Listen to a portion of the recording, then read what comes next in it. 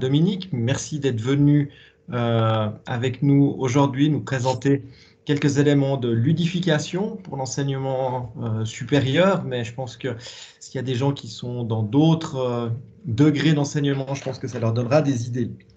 En deux mots, Dominique, je vais me permettre de te présenter très succinctement en disant simplement que tu viens du monde de la médecine, tu es médecin responsable actuellement du SciLab, un laboratoire d'innovation pédagogique ou d'innovation tout court à la Haute École La Source à Lausanne.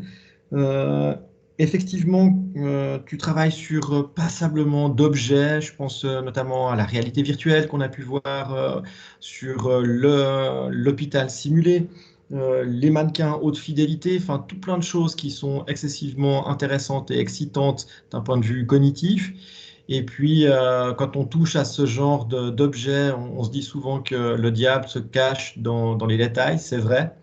Mais j'ai l'impression aujourd'hui que l'inverse se trouve aussi dans la simplicité. Et comme l'évoquait tout à l'heure mon collègue Jean-Paul Fay, quand on est venu visiter le laboratoire, enfin le laboratoire, quand on est venu visiter l'hôpital simulé, on est reparti effectivement dans notre vallée natale, toutes et tous, mes collègues, avec la ferme intention de s'acheter, voler, rechercher, gratter et trouver des Playmobil, chose que mon collègue Jean-Paul a fait.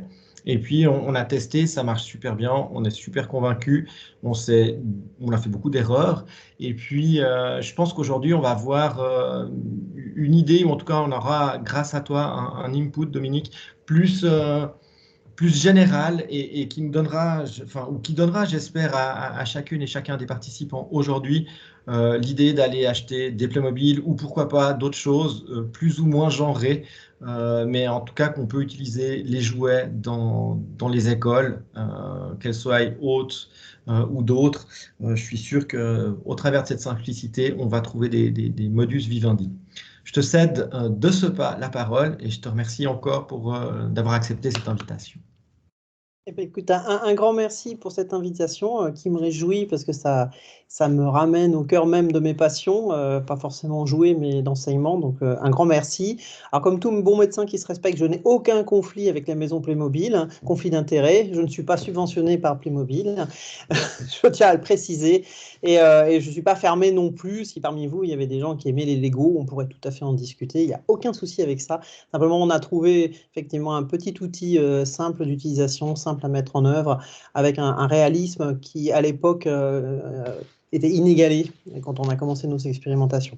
Donc, on va essayer de faire simple. Il ne faut pas hésiter à poser des questions, hein. Je ne sais pas si dans les cafés, on interrompt en cours de route, mais moi, ça ne me pose aucun souci.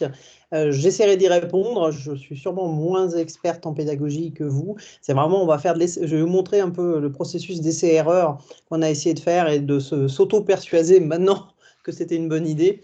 Voilà. Alors, il y avait un super titre qui paraissait super intelligent. Et puis, en fin de compte, voilà, ce qu'on va essayer d'aborder, c'est savoir si jouer pour mieux soigner, si c'est vraiment bien sérieux. C'est ce qu'on m'a dit la première fois où j'ai demandé d'acheter des Playmobil. On m'a dit, mais voilà, le soin, c'est quand même super sérieux. Je vois pas trop qu'est-ce que vous allez faire avec ça. Alors, moi, effectivement, comme l'a dit Hervé, je travaille au sein de l'Institut et Haute École de la Santé La Source, qui est une vieille dame qui a 162 ans et qui a la particularité d'avoir été la première école laïque au monde en soins infirmiers.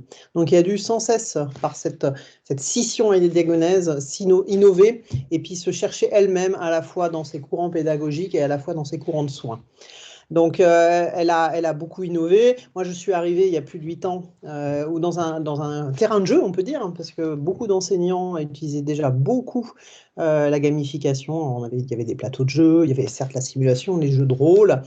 On a rajouté un petit peu de processus gamifié sur des choses pas drôles du tout, comme le calcul pro, avec des game jams. Enfin, on a fait des choses un peu plus fun, peut-être. On a même développé, avec un laboratoire de l'HEGVD, un serious game, pour voir vraiment le processus et le protocole qu'on pouvait mettre autour de tout ça. Voilà, donc c'est pour vous donner un peu le contexte. Je suis arrivé dans un milieu très innovant, avec un background médical, un background de médecine de catastrophe, où là on utilise beaucoup ces outils, justement pour se préparer au pire, avec les moyens les plus simples et les plus efficients. Et puis les Playmobil, j'avais beaucoup travaillé dessus parce que cette vision à 360 qui était extrêmement intéressante dans tout ce qui est processus de médecine de catastrophe. Voilà un peu pour vous dire le contexte. Alors, bon, Aristote l'a dit, il faut jouer pour devenir sérieux. Puis alors, jouer, moi je suis vraiment convaincu, c'est du sérieux.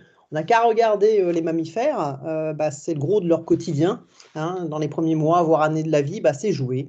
Et ces activités, quand elles ont été analysées, ont montré qu'il y avait quand même une transmission de génération en génération de cette capacité à jouer et de cet intarissable plaisir que l'on pouvait y trouver. Bon. Donc on va se convaincre qu'on est finalement des mammifères et qu'il n'y a pas de raison que chez nous ça ne marche pas non plus. Voilà. Alors, de tout temps, alors, mon propos va être de partir du très très général vers effectivement les retours d'expérience de nos 4 ans. Attendez, hop, ça rentre, les gens rentrent en plein milieu, donc je ne voyais plus ma slide. De vous faire part de notre retour sur ces 4 dernières années, sur les 4 années d'exploitation pleine du processus de gamification par les Playmobil. Bon, vous êtes tous des pédagogues, je ne vais pas vous dire que le jeu est une des plus ancestrales sources d'apprentissage, hein, de socialisation et de régulation amiable des conflits. On retrouve, il y a plus de 2500 ans, les premières traces, et surtout c'était lié aux premiers éléments de famine. Donc c'était en gros, il fallait jouer ou manger ou jouer, peu importe. Ça a permis de réguler un petit peu ces véhémences vis-à-vis de l'absence de nutrition, de nutriments. Ça a continué un petit peu, ça a pris des formes un peu plus violentes, peut-être avec les combats de gladiateurs, les courses de chars, et c'est même l'origine des Jeux olympiques. C'était un fort régulateur social et frein aux tentatives de révolte, voilà, chez les Romains. Au XVe siècle, c'est là que vraiment ça prend un tournant vraiment sérieux et sort précisément le terme d'oxymore, serio-ludere, qui renvoie à l'idée de traiter un sujet sérieux avec une approche divertissante ou ludique. Voilà. Donc au début du 19e, ça fait son apparition dans les armées. Effectivement, le jeu Risque est une très belle application de stratégie guerrière qui permet, avec une vision à 360, d'avoir à l'échelle du monde les enjeux politiques et sociétaux. Voilà. Alors, si on veut aller un peu plus loin, on peut se demander quelles sont les caractéristiques essentielles du jeu. Je pense qu'il faut les positionner parce qu'on est un peu pauvre quand on s'intéresse aux jouets au niveau de la littérature. C'est assez sommaire, ou alors c'est de toutes petites entités. On peut pas se passer, même si je vais vous expliquer après que le jouet pour moi est quand même à des fondements un peu différents du jeu, on ne peut pas se passer de la littérature princeps du jeu. Alors, si on reprend un peu la méta-analyse de Malone qui avait été faite, on peut trouver... Est-ce que ça... Oui, c'est bon. Donc, il y a les caractéristiques essentielles du jeu. Il y a 3 sources de motivation intrinsèque et qu'on va retrouver chez les Playmobil. C'est le challenge. Voilà, on peut donner des objectifs clairs et précis. Vous n'avez qu'à regarder, alors on peut dire des garçons ou des filles, faire l'attaque des Indiens contre les cow-boys. Il y a des challenges qui sont très clairs, c'est de gagner quand même. Les résultats sont incertains, on ne sait jamais quel coup peut nous faire un Playmobil indien par derrière. Et puis on a toujours du feedback parce qu'on finit toujours par s'entendre bien et puis en parler. Et la confiance en soi. Après, il est décrit l'imagination. Il faut vraiment que le joueur arrive à s'identifier à son avatar et faire appel à son expérience passée, présente, voire future, pour aller de l'avant. Et le dernier des points, c'est la curiosité qui naît lorsque le joueur a des attentes particulières.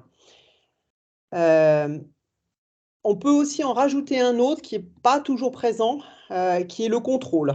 La possibilité de pouvoir faire ses propres choix, d'avoir une certaine puissance en tant que joueur.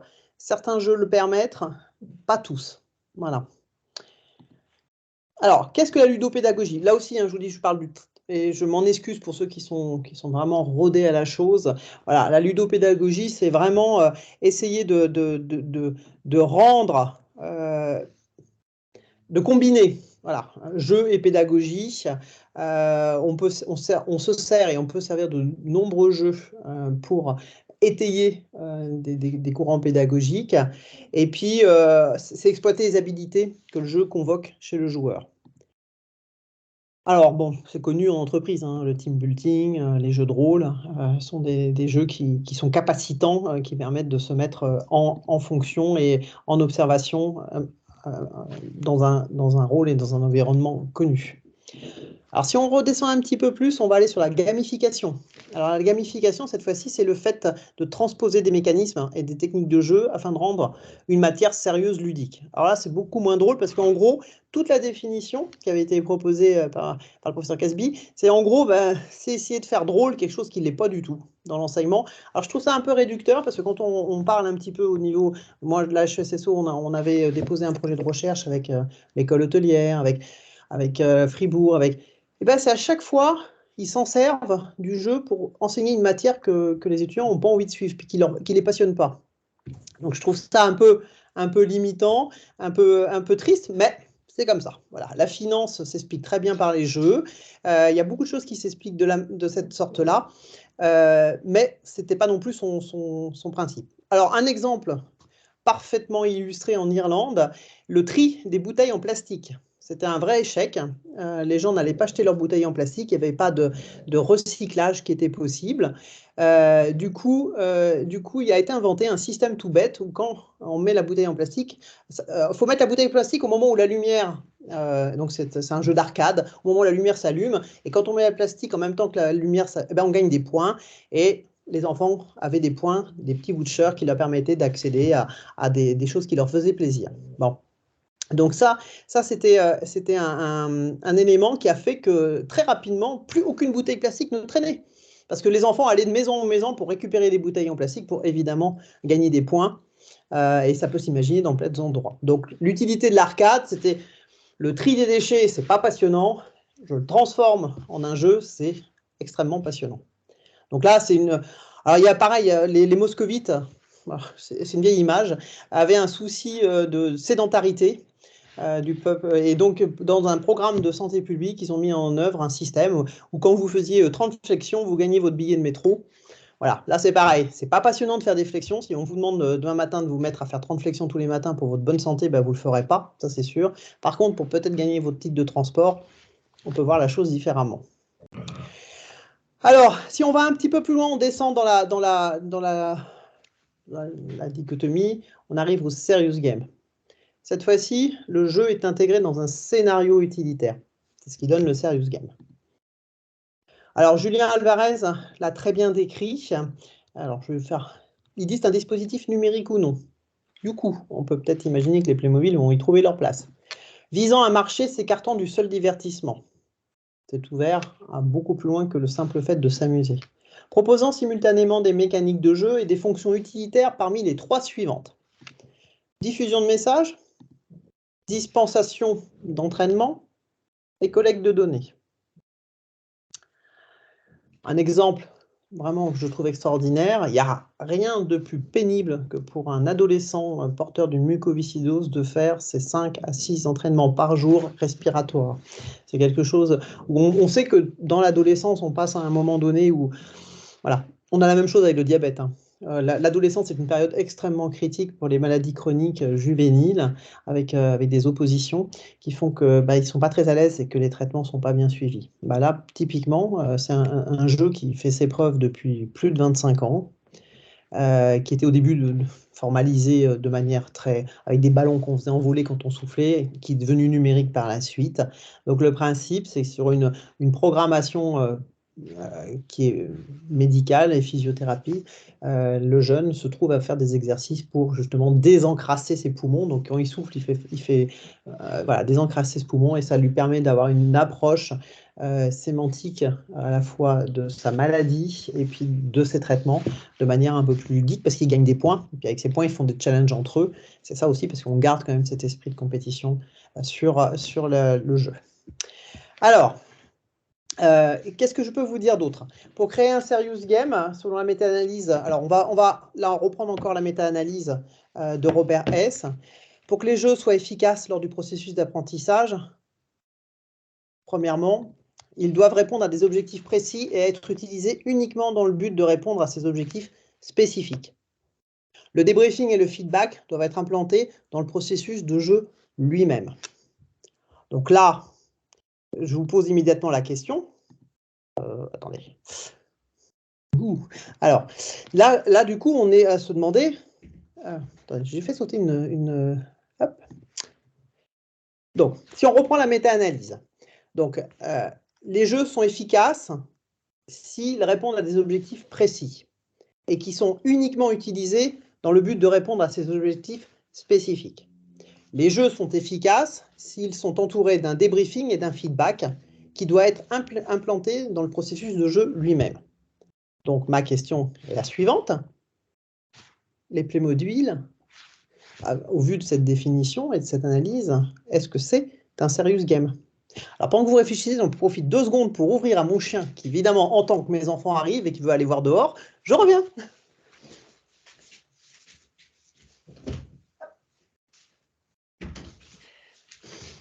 Youpla. Bon, alors on va avancer un petit peu plus. Ce qu'il faut savoir, premièrement, c'est que le jouet n'est pas régi par des règles de jeu. Il ne répond pas à des objectifs de performance ou de réussite. Quand voilà, on joue avec une poupée, quand on joue avec une petite voiture, on n'a pas d'objectif précis de performance ou de réussite. On pourrait dire qu'on joue par le plaisir, on joue pour créer du mimétisme, mais en aucun cas on va faire de la concurrence. Les petites voitures, à la limite, on peut imaginer qu'à 2, on va essayer de faire la voiture qui avance le plus vite. Mais ce n'est pas forcément intrinsèque. Le jouet en tant que dispositif, mais également qu'activité associée, est épistémique. Il permet de qualifier la connaissance.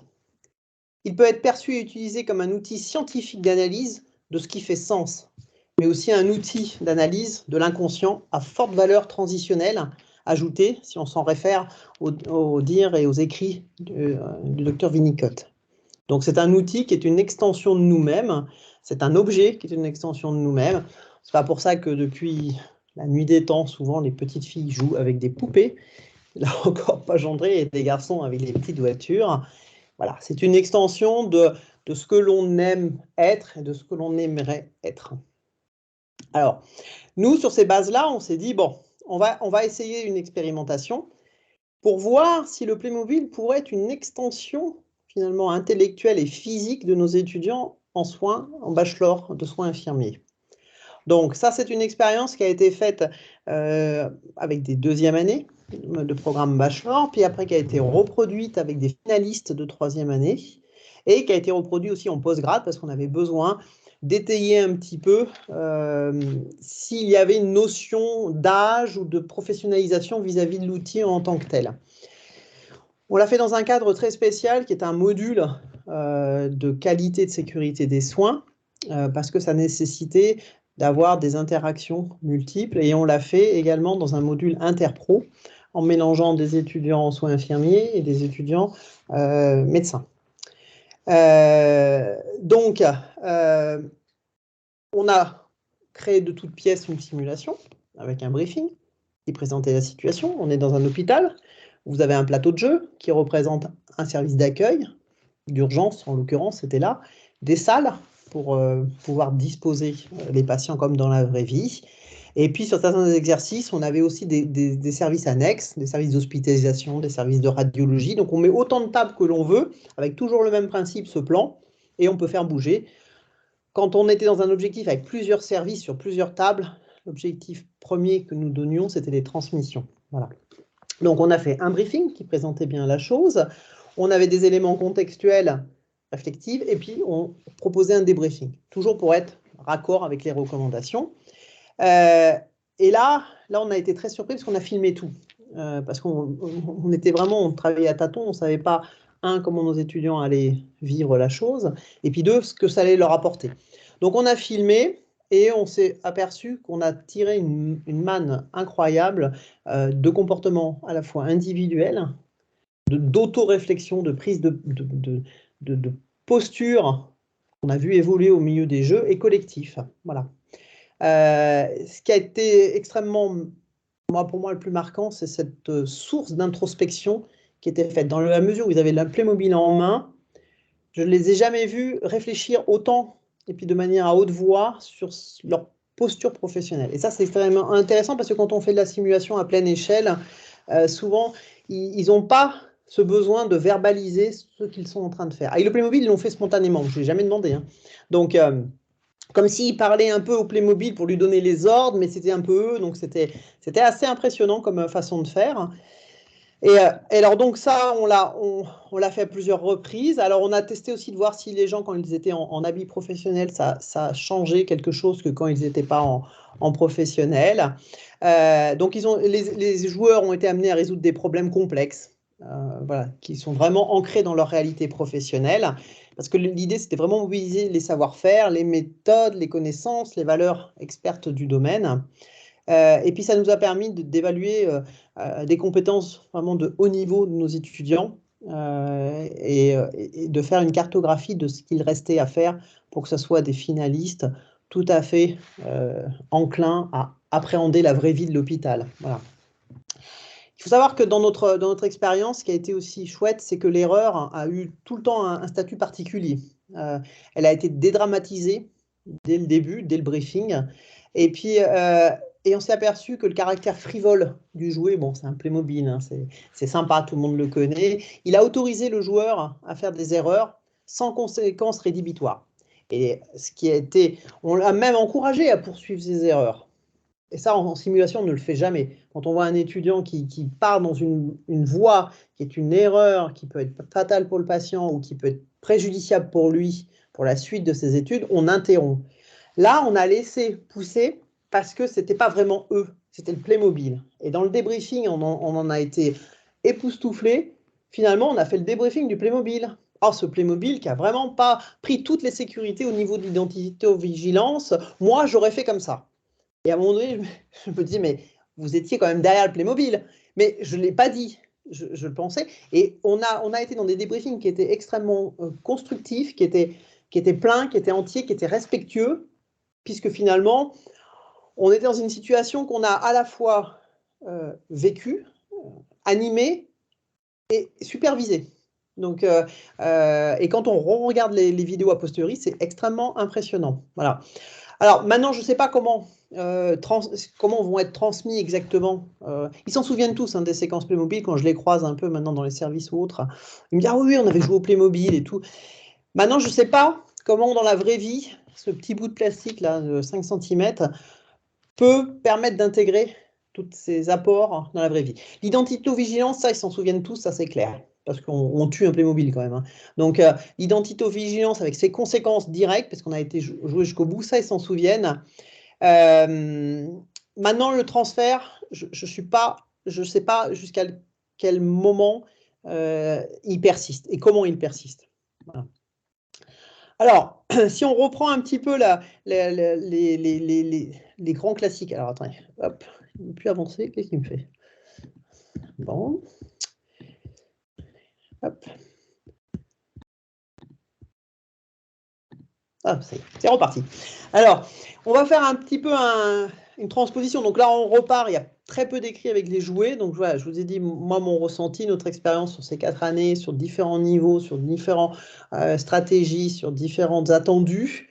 Maintenant, je repars un petit peu vers la littérature hein, parce que je suis un peu démuni pour vous dire, bah voilà, ce qu'on a observé, c'est confirmé, il y a des grandes études, les gens ont fait ça. Alors, on va repartir un petit peu vers la littérature pour essayer de voir les forces et les limitations que l'on pourrait transposer ou au moins imaginer que ça pourrait être parallèle. D'abord, on est sur les forces. Donc, on sait que la motivation des apprenantes, elle est majeure. Et je pense que ça doit vraiment être bien introduit et bien perçu comme quelque chose d'indispensable. On dit toujours, par exemple, voilà, en médecine, la nutrition et la nutrition dite artificielle et autres, elle est vécue comme quelque chose d'important dans la mesure où on la place au même rang que les autres traitements. Si vous la placez un peu plus loin, bah, il n'y a pas de motivation pour les patients à la prendre et puis pour les soignants à l'accompagner. Donc là, pareil, c'est une approche un peu innovante. Il faut convaincre les gens et motiver les apprenants. Mais une fois que c'est fait, la motivation des apprenantes, elle est vraiment centrale. Et puis, elle leur permet de vaincre ce défi d'être jugées aussi. L'apprentissage par essai-erreur, alors là, pour moi, c'est indéniable. C'est vraiment un formidable espace d'expérimentation sécurisé. Un Playmobil, ça ne meurt pas. Donc ça, c'est extrêmement intéressant. Voilà. Et puis le degré de scénario, dans le scénario, le degré d'échec et de réussite doit vraiment être modélisé pour être sûr qu'on tolère et qu'on tolère la bonne dose d'erreur à ce niveau-là. La différenciation pédagogique, le jouet type Playmobil permet aux enseignants de prendre en compte les rythmes personnels. Moi, j'avais des étudiants qui vont très très vite, puis d'autres qui vont plus lentement. Mais du coup, comme on n'est pas dans un rythme global imposé par une règle, chacun peut aller à sa vitesse. Et puis on s'aperçoit que des fois, d'aller un peu plus doucement, c'est peut-être favorable pour certaines réactions. Ça a appris beaucoup sur nos étudiants, sur les stéréotypes de « en urgence, on va vite ». Pas toujours. Voilà, des fois, il faut réfléchir. La stimulation des interactions pédagogiques entre pairs, ça c'est clair. Nous, on a vu, les gens ne se déplaçaient pas sans leur Playmobil. Ils allaient parler de Playmobil à Playmobil. Donc, ils sortaient du plateau de jeu, ils avaient une question à poser ou une réflexion à faire, ils partaient avec leur Playmobil, puis ils parlaient de Playmobil à Playmobil. Donc là, la collaboration, elle est beaucoup plus simple avec ce petit bout de plastique qui peut faire rire, mais on est dans une vraie collaboration et puis des vrais échanges qui font grandir les gens. La dernière des forces qu'on retrouve un peu dans la littérature, c'est l'appropriation des représentations concrètes. Et là, l'immense avantage des Playmobil, c'est qu'ils représentent ce qu'ils sont. Quand vous avez un Playmobil infirmier ou infirmière, vous avez un Playmobil infirmier ou infirmière. Vous ne pouvez pas vous tromper. Quand on a un Playmobil personne âgée, il est âgé. Voilà. Donc là, c'est très simple de pouvoir représenter de manière concrète parfois des choses qui sont très abstraites. Et nous, on a pu matérialiser dans le débriefing des notions comme le leadership, qui sont très abstraites parce qu'on peut les rejouer après avec le Playmobil. Voilà. Les limitations. Alors les limitations, évidemment, il y en a, comme partout. La première des limitations qui est connue au jeu, c'est le groupe des familles de la limitation pédagogique. Ça serait une utilisation non pertinente. Bon, ça arriverait là. Le Playmobil arriverait au milieu d'un cursus où on n'aurait pas prévu de le mettre dedans. Bon, ça serait vécu comme tiens, c'est sympa, on a joué. Voilà, ça c'est la première des limitations auxquelles il faut être vigilant. Un peu qui en découle, c'est l'absence d'intégration des séquences de jeu dans la démarche d'apprentissage. C'est une démarche d'apprentissage. Elle doit avoir un avant qui pose les bases. Elle doit avoir un après qui permet d'intégrer ce qui vient d'être vu par des notions peut-être plus pointues ou des notions complémentaires. Les contraintes matérielles et logistiques, c'est sûr que bon, les Playmobil, c'est pas ce qu'il y a de plus cher, donc ça va, ça se gère. Mais il faut quand même avoir, nous on s'est aperçu, les plateaux de jeu, donc vous voyez, on avait refait le plan, puis les gens, dès qu'on a plus de 5 ou 6 personnes, et vous avez eu une des photos, il y avait beaucoup de monde autour, c'est un capharnaüm pas possible. On ne comprend plus rien, on n'entend plus rien. Donc le Playmobil a une limitation, c'est sa petite taille, et du coup qui limite les petits groupes. Alors on peut faire plusieurs plateaux qui interagissent entre eux, mais sur un même plateau, on est limité par le nombre de personnes actives autour de ce plateau. Parce que la taille de l'homme ou de la femme qui tient le Playmobil est quand même un peu plus imposante que le Playmobil. Voilà.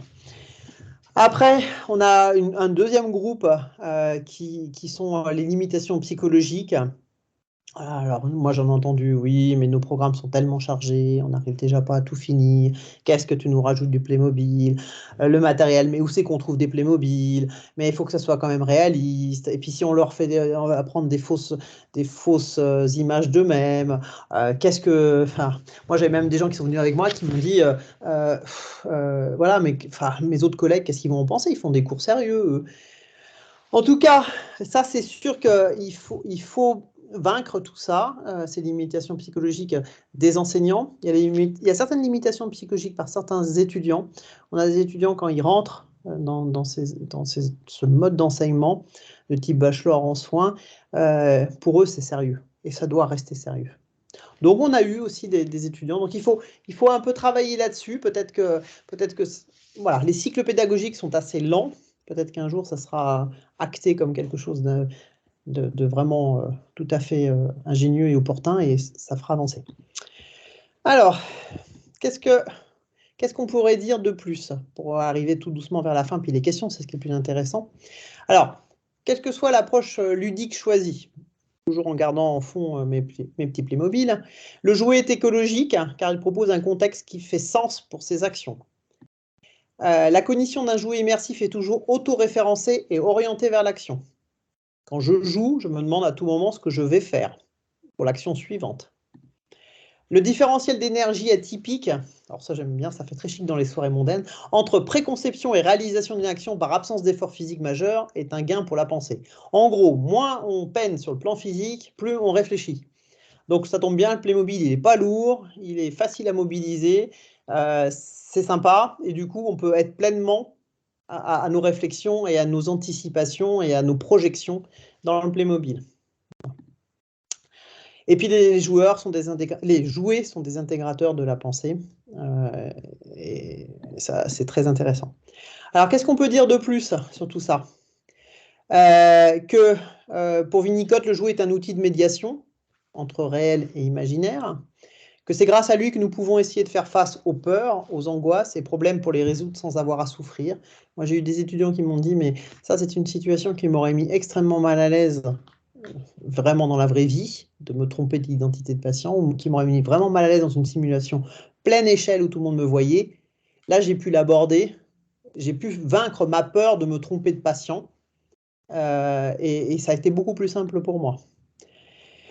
Voilà, donc c'est pour ça que nous, on part du principe que jouer est essentiel à la construction identitaire de l'individu, et pourquoi pas, du soignant. Qu'est-ce qu'on pourrait dire? Moi, je finirai juste par une petite note. Est-ce que le jeu peut être vécu comme un outil d'évaluation? Qu'est-ce qu'on peut en dire là-dedans? L'évaluation intrinsèque au jeu épistémique porte donc pleinement sur des compétences que l'on souhaiterait voir maîtrisées par nos étudiants. Ça, c'était le principe même à la fin du bachelor. Dans les jeux dits épistémiques, l'apprentissage et l'évaluation sont étroitement liés dans le sens où des retours, feedbacks sont permanents, voilà, immédiats et fréquents, on dit, et permettent de guider le joueur dans son apprentissage. C'est de mon erreur, j'ai un retour, je progresse. Les jouets et puis les jeux en général offrent un espace d'échange de liberté pour la prise de décision, mais ils fournissent également des informations sur les conséquences des choix effectués. C'est immédiat. Le Playmobil soignant ne fait pas attention à l'identité du patient, se trompe d'identité, la conséquence, elle est immédiate. Et je peux travailler sur ça. En plus, je la vois. Sur mon plateau de jeu, je vois tout ça, quoi. À tout moment, le joueur, il peut juger de la pertinence de cette décision. Et puis l'erreur, comme je vous l'avais déjà dit, l'erreur a un statut particulier. Voilà. Elle est totalement dédramatisée. Ça va être sans conséquence. Bon, ça on le fait dans la simulation, mais là, on se retrouve dans un apprentissage sans angoisse de l'échec et de mauvaises notes, puisque c'est des séquences qui n'ont jamais été notées. Alors, s'il fallait les noter, je ne sais pas comment je ferais. C'est ça mon autre problème. On m'avait demandé d'écrire à un moment sur la pertinence du jeu dans les notations. Alors évidemment, quand on fait un jeu, on gagne ou on perd, on pourrait imaginer que ça peut servir à noter, mais même si ça discréditerait un petit peu l'implication du jeu. Sur le jouet, je ne sais pas ce que je pourrais noter avec ça.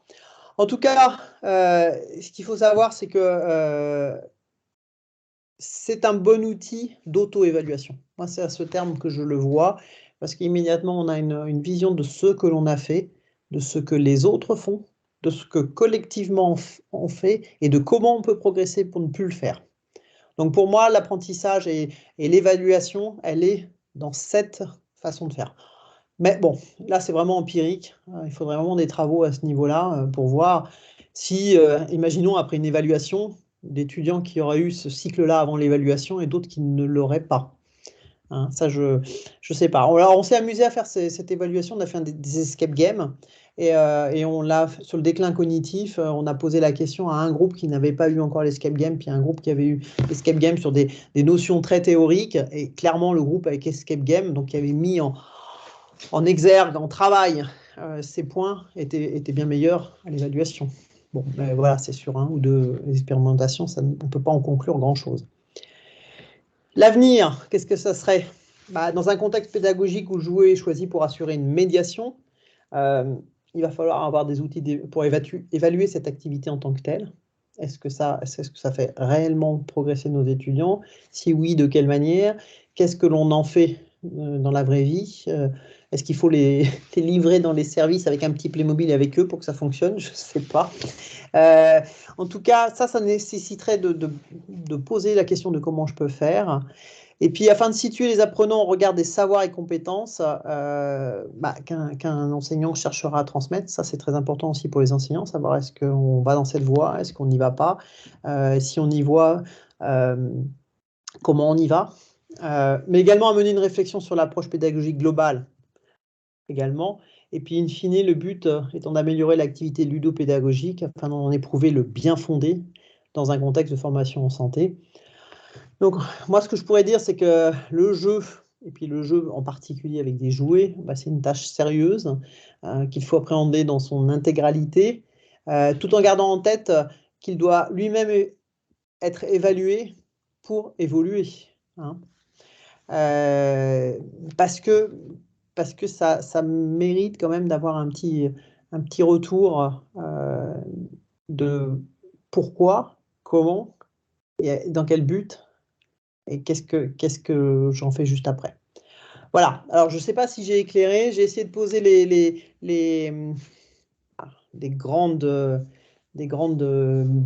bases à peu près sûres, en partant de la ludopédagogie, en rentrant dans la gamification, en essayant de voir ces expérimentations avec le jouet, voir si on pouvait y trouver des grandes différences ou des similitudes.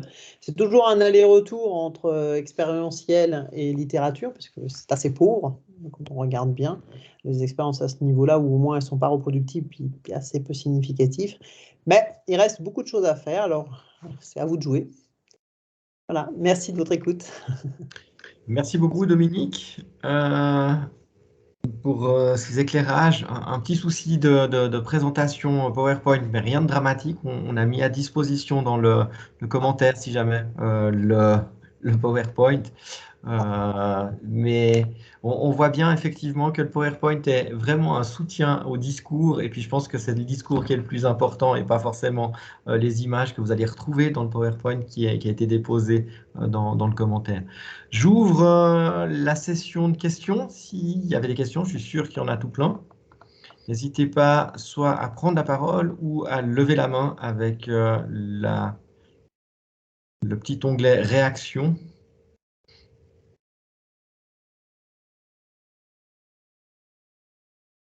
Rien du tout. Pour l'instant. Ah si, quand même. Lucienne, on vous écoute. Voilà. J'ai juste pas compris si ça avait un impact que les étudiants soient en vêtements de travail, en blouse ou pas. Ah oui, c'est vrai, je suis partie là-dessus, puis je ne vous ai pas répondu après. Oui. Ah oui, alors dans les vidéos, alors même si mon PowerPoint ne marche pas, non, vous voyez, il veut même plus ni avancer ni reculer. Bon. On a fait des exercices sans blouse, où il y avait un certain détachement, si on peut dire. On était dans l'action, mais c'était plus... voilà, je ne prenais pas la chose au sérieux. Mais une fois qu'ils avaient mis la blouse, alors ils étaient vraiment dans un rôle avec vraiment des prises de posture, de leadership, d'écoute, de rétro, tout ce qu'on trouve dans la simulation à pleine échelle, quoi. Voilà. Donc ça a donné du réalisme et ça a donné du corps à l'expérience de les faire venir en tenue. Là aussi, quand j'ai commencé à dire vous allez venir jouer au Playmobil en tenue, c'était un peu compliqué. Mais non, voilà, sur les vidéos, c'est très net. Ouais. Et puis, comment vous avez choisi les Playmobil plutôt qu'autre chose? Je dis autre chose parce que je pense à une expérience que j'avais vécue, mais il y a des siècles, où on avait vécu quelque chose, je ne sais pas si c'est un peu similaire, avec des marionnettes, qui permettaient aussi de ne pas se sentir directement sur la sellette. Alors, pourquoi les Playmobil? Parce que Playmobil avait sorti toute une gamme hospitalière, avec des hôpitaux, avec tout. Et par facilité, j'avais des patients, j'avais des soignants, j'avais toute forme de soignants, j'avais l'ambulance, j'avais des lits d'hôpital. Donc, déjà, ça donnait du réalisme. Donc, pour ça, les Playmobil. Mais on a fait, nous, un exercice avec le DPMA, d'un côté, sur un exercice de catastrophe, plus des plateaux de jeu où on hospitalisait les patients. Et normalement, avec le DPMA, eux, travaillaient avec des magnettes. Donc, des magnettes d'accidentés. Donc, eux, on avait travaillé la communication chez eux avec les magnettes. Les magnettes étaient censées arriver dans la zone de tri et puis après, devaient se transformer en Playmobil. Et plus d'une fois dans le jeu, les magnettes sont parties dans les lits d'hôpital. Donc, des magnettes ont été couchées sur des lits de Playmobil. Ça a fait exactement le même effet. Je veux dire, voilà, le petit magnète du patient polythrome ou le Playmobil, c'est exactement pareil. Pour nous, pour l'implication des étudiants, ça n'a pas changé. Ils ont réussi à faire quand même des transmissions en tenant un magnète. Hein. Ouais, moi, ça a mis un coup d'arrêt à mon... Je pensais que le Playmobil était bien supérieur. Ben non, il ne l'est pas. Merci. Merci beaucoup. J'ai vu qu'il y avait Alexandra qui levait la main. Merci beaucoup. Oui, moi j'aurais Alors, merci beaucoup, c'était super intéressant. Je suis très, très contente d'être venue. Et j'aurais une question qui concerne le feedback, parce que moi, c'est quelque chose qui m'intéresse tout particulièrement. Et si j'ai bien compris, vous avez dit deux choses. Vous avez parlé de l'importance du feedback de manière générale et de l'importance d'une séquence de feedback qui soit inclus dans le jeu. Et moi, ça m'a juste intriguée. Est-ce que ça veut... Enfin, moi, dans ma vision des choses, je ne connais pas du tout le domaine Serious Game, voilà. Dans ma vision des choses, c'était on fait le jeu, donc avec les plateaux, par exemple, comme vous l'avez montré sur les images. Puis ensuite, à la fin du jeu, on débrief et on fait le feedback. Est-ce que, quand vous dites inclus dans le jeu, ça veut dire justement, comme après vous l'avez dit, des petits feedbacks au fur et à mesure? Enfin voilà, juste si vous pouvez nous en dire un petit peu plus à ce sujet, si vous êtes d'accord. Alors, sur les plateaux de jeu, les enseignants avaient un rôle également. Alors, j'étais avec Christophe Boralé, qui est infirmier. Lui avait le rôle, il avait un Playmobil ICUS. Donc, il avait le Playmobil ICUS.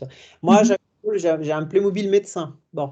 Et quand dans la situation, on faisait des interactions humaines qui avaient valeur de feedback. Ouais. C'est-à-dire que quand je voyais que la situation n'allait pas forcément à la faveur du Playmobil, on la faisait suffisamment avancer, mais à un moment donné, il faut redonner un cours normal des choses, comme dans tout scénario de simulation.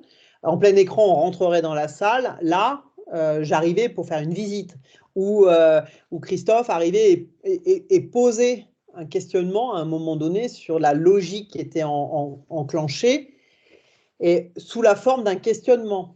C'est ça où moi, on avait des feedbacks étayés. Donc, on est 4 enseignants en général quand on fait ça, avec des rôles différents. Et il y en a un qui représente un proche, donc qui pose des questions. Parce qu'on sait que dans ce scénario-là, le patient n'est pas tellement écouté, donc on fait intervenir un proche. Donc, c'est en ça où on étaye leurs réflexions sans donner de résultats, mais voilà, par l'épouse qui pose une question.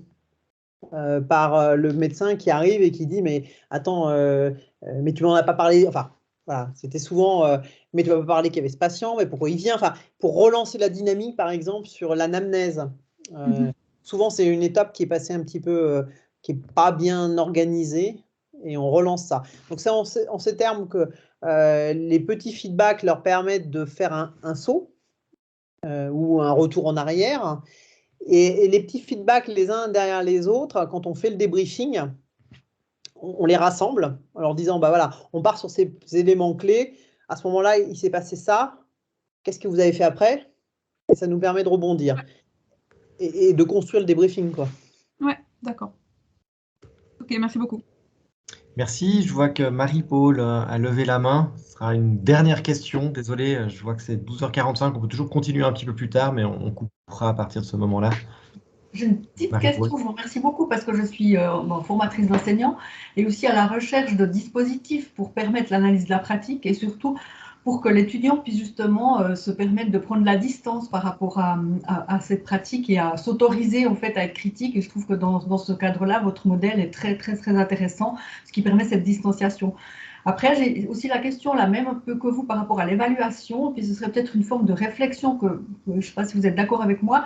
Est-ce qu'on peut imaginer qu'en fait, on met en place des activités de formation qui sont des activités réflexives, qui permettent cette réflexion, mais finalement, ce n'est pas le but de les évaluer. Ce qui va être évalué, c'est ensuite ce que l'étudiant va en retirer sur la pratique, qu'il va en retirer sur le terrain quand il est en situation. Et peut-être ce qui est ce qui est pour nous intéressant en tant que formateur, c'est de savoir qu'est-ce qu'il apprend avec votre dispositif qu'il n'apprend pas dans d'autres circonstances, et puis en quoi c'est plus bénéfique ou non pour sa propre formation. Donc peut-être que c'est vrai que le fait que ce soit une auto-évaluation, une réflexivité aussi sur sa pratique me paraît peut-être suffisant en soi.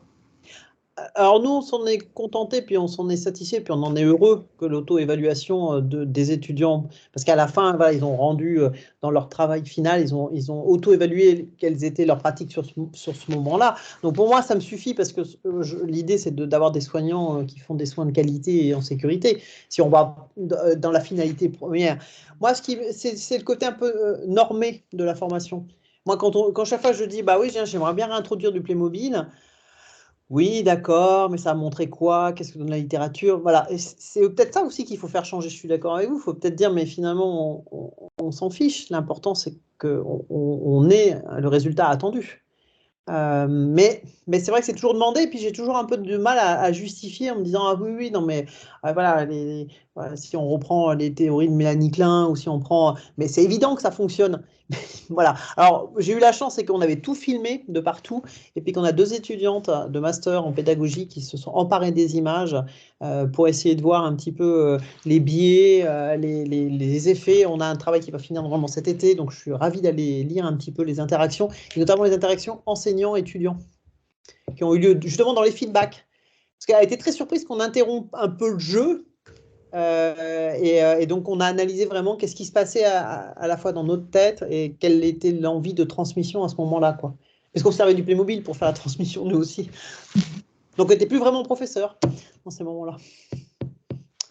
Très bien, merci beaucoup. Je regarde l'heure, je vois qu'on a dépassé le temps. Je vous propose qu'on continue quand même, celles et ceux qui veulent, en dehors du cadre horaire qui avait été prévu. En guise de conclusion, enfin, je ferai un petit lien avec ce que vient de dire Marie-Paul. Dominique, je posais des questions sur la question de l'évaluation. Je pense effectivement que le jeu ou toute activité d'enseignement quelconque, qu'elle soit dans l'institution de formation ou à l'extérieur, comme on le fait souvent sur nos terrains respectifs, je pense qu'il faut toujours lier l'activité pédagogique à autre chose, à une expérience d'apprentissage finalement. Et puis pour que l'expérience devienne une vraie expérience d'apprentissage, il y a un travail cognitif qui est à fournir.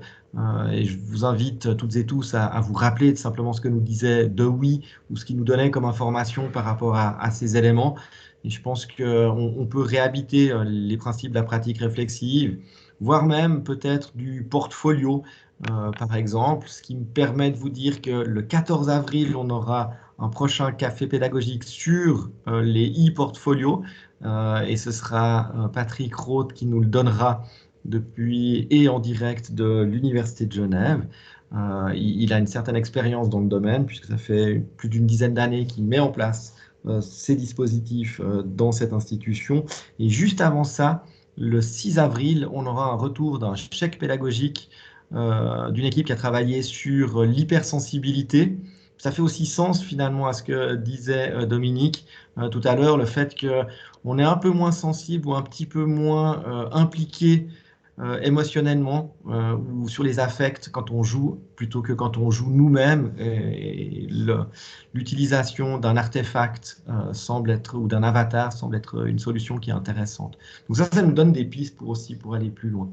Je propose à Loïc de couper l'enregistrement et puis comme ça on pourra aller de l'avant. Il y avait encore une question dans le